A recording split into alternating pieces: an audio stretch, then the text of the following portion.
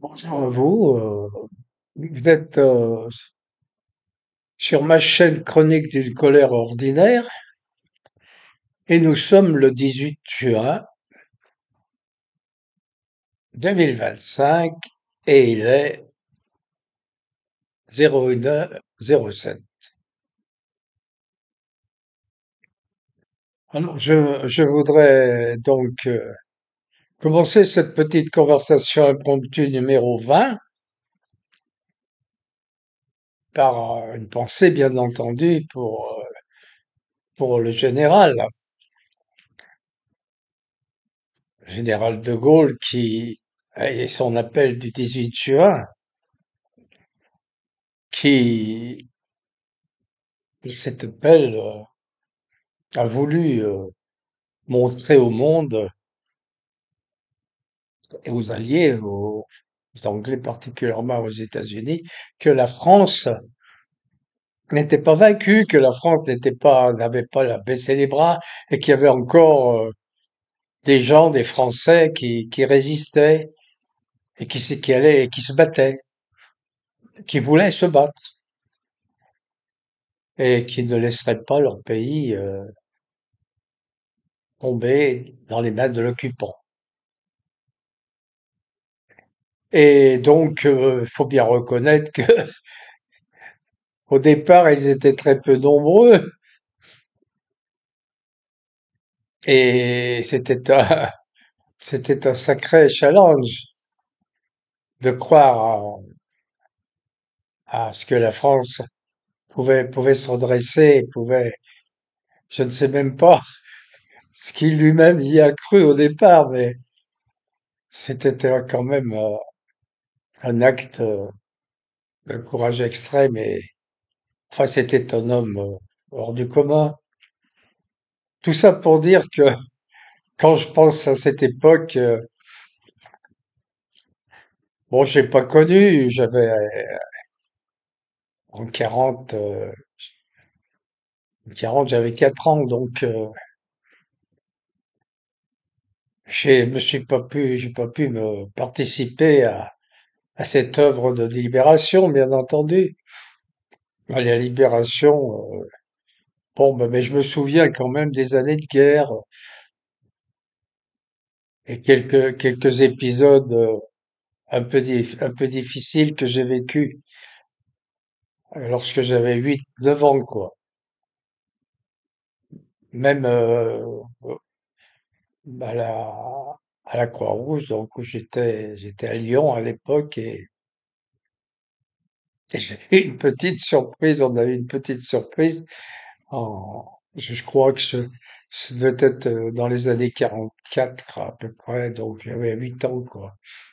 Et c'était la nuit, bon, que je m'étais levé, donc mon père s'était levé, je sais plus, enfin on avait la lumière qui, qui, qui, était, qui était allumée et les rideaux qui occultaient, parce c'était le couvre-feu, on devait couvrir les fenêtres, hein, devait pas y avoir de lumière.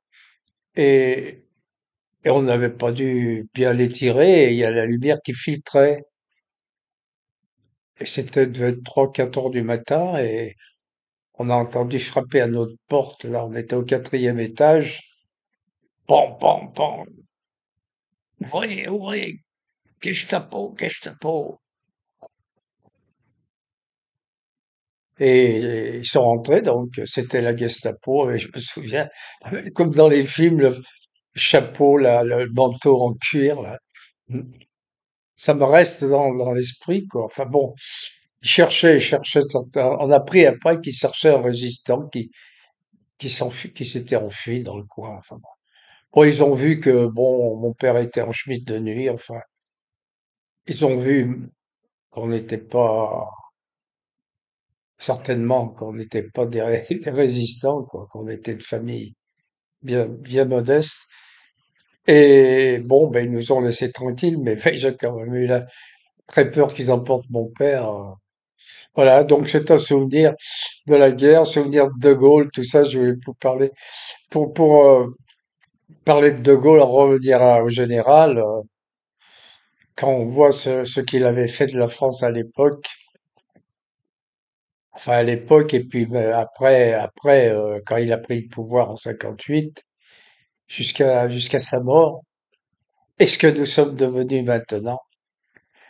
Bon, bah, enfin, j'en ai déjà parlé, et puis c'est pas la peine de revenir sur les souvenirs, mais quand même, c'est une grande tristesse, quoi. Alors parlons un peu de ce qui se passe actuellement, quoi. Et parlons un peu de ce que Trump, l'inénarrable Trump, on pourrait dire maintenant, que veut-il faire vraiment en fait, quoi? Il a demandé aux habitants de Téhéran d'évacuer la ville. C'est pas, c'est pas très bon signe. Est-ce que c'est encore une sorte de bluff, quoi, comme il en a l'habitude de le faire? Mais j'avoue que, étant donné la force de la réplique d'Iran iranienne et la continuation dans le temps de les dégâts occasionnés à Israël, d'après ce que je vois, étant donné que Israël semblerait un petit peu en panique et appeler à l'aide son, son compère états-unien, il est probable ou possible, je dirais plutôt possible, que Trump avait vraiment l'intention d'intervenir et que, par ailleurs, peut-être a-t-il conclu une sorte de deal avec Poutine.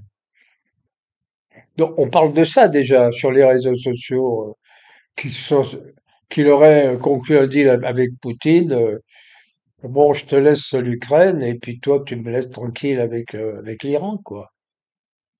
C'est étonnant parce que, bon, Poutine est allié avec l'Iran, font partie des BRICS. Mais bon, c'est pas une alliance militaire, les BRICS, c'est une alliance économique. Mais enfin bon, il semblerait quand même qu'il y ait des accords avec l'Iran, d'aide mutuelle. J'y crois pas trop. Enfin bon, on est quand même dans une situation très très complexe, hein. On sait pas trop quoi penser.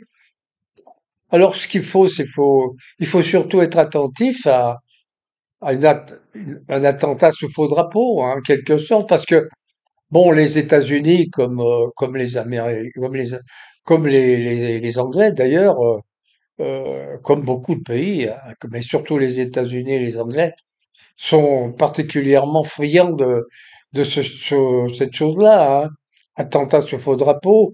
Et il est fort possible qu'Israël aussi, bien sûr, Israël est un champion, il est fort possible qu'Israël euh, attaque, attaque un porte-avions ou un bateau américain en faisant passer la chose pour un attentat iranien, hein. Et donc, peut-être même en accord d'ailleurs avec Trump. Ce qui permettrait à Trump de bon, bah, trouver ça comme prétexte et de rentrer carrément en guerre contre l'Iran et détruire totalement l'Iran ou essayer de le faire, tout au moins. Alors, à ce moment-là, qu'est-ce qui va se passer? Est-ce que est-ce que la Russie, le Pakistan qui a pris fait et cause pour l'Iran, qui est une puissance nucléaire, est-ce qu'ils vont rentrer dans l'affaire? Est-ce qu'ils vont intervenir? On ne sait pas, hein. On est dans une situation extrêmement explosive, hein. On est vraiment à la limite de la catastrophe mondiale, hein. C'est vraiment très inquiétant. Et tout ça pourquoi? Quand on réfléchit à tout ça, on se dit, mais franchement, l'humanité, les hommes sont fous, hein, les hommes sont complètement dérangés de la tête, hein. Alors on pourrait tous vivre en harmonie, tranquillement, avec des accords commerciaux, commercer tranquillement, s'échanger des biens et des services en toute quiétude, essayer de, par la recherche de bonifier la vie des gens, d'avoir une énergie accessible et pas chère, de profiter des inventions, des recherches que l'esprit humain peut faire, d'améliorer la santé des gens d'une façon très significative, d'avoir des sociétés qui concourent au bonheur de l'humanité, quoi, de sociétés paisibles où les gens vivent en harmonie, vivent tranquilles, mais on on n'arrête pas de se taper dessus, d'essayer de voler les biens de l'autre, de tuer, d'être torturé, de mentir, mais qu'est-ce que on est devenu, hein? Bon, ça a toujours un peu été, l'humanité a été toujours en guerre, pratiquement les uns contre les autres. Les hommes sont maudits, en quelque sorte, hein. L'humanité, c'est l'homme, quand on y réfléchit, c'est une engeance maudite, hein, une engeance qui est vraiment. On se demande ce qu'on fait sur Terre, quoi. Mais enfin, peut-être que bientôt, on aura plus cette question existentielle à se poser. On sera tous anéantis, l'humanité aura disparu. Et puis, bon, pour plusieurs milliers d'années encore, peut-être qu'il y aura à ce moment-là une nouvelle race qui apparaîtra. Peut-être, espérons qu'elle sera meilleure et qu'elle sera moins idiote, quoi, moins stupide, quoi. Bon, ben écoutez, sur ces quelques petites considérations, voilà ce que je voulais vous dire. Espérons que tout ça n'ira pas jusqu'au bout, n'ira pas nous plonger dans l'apocalypse, enfin l'apocalypse dans le drame quoi, complet, dans la guerre nucléaire mondiale, et que les gens, les hommes reprendront un peu de plomb dans la cervelle, et qu'Israël, particulièrement Israël, comprendra enfin que ce sont pas les maîtres du monde, qui peuvent pas faire n'importe quoi, et qu'il ferait bien mieux de regarder chez eux et d'essayer de redresser leur pays et de vivre en harmonie avec les peuples qui sont à côté de chez eux.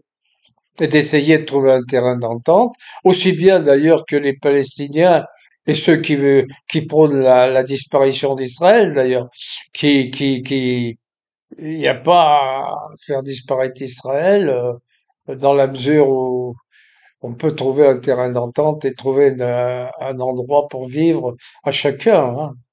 La terre est grande, hein. Voilà, donc portez-vous bien, soyez calme, n'ayez pas trop de stress. Et puis essayons de voir un peu ce qui se passe tranquillement, en continuant à vaquer à nos occupations. Voilà, bonne nuit et peut-être à bientôt. Au revoir.